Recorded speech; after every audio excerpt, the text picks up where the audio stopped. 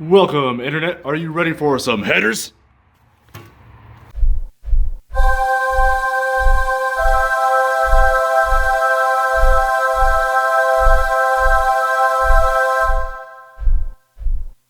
Today on Bread to Loaf, we're doing something really exciting. We're finally taking out these old, junky exhaust manifolds, cast iron, out of the ambulance, and we're gonna put in some nice, brand new, shiny exhaust headers. This is a mod we've been wanting to do for a long time with the ambulance, and the idea behind this is to cut off all this restrictive exhaust flow out of the engine block and put an individual pipe for each exhaust port so the engine can breathe much more efficiently. As you can see, I've already gone ahead and taken off the passenger side manifold. I had to cut the down pipe coming off of it because it was just way too hard to get out, otherwise these guys wouldn't come off. But yeah, got it off.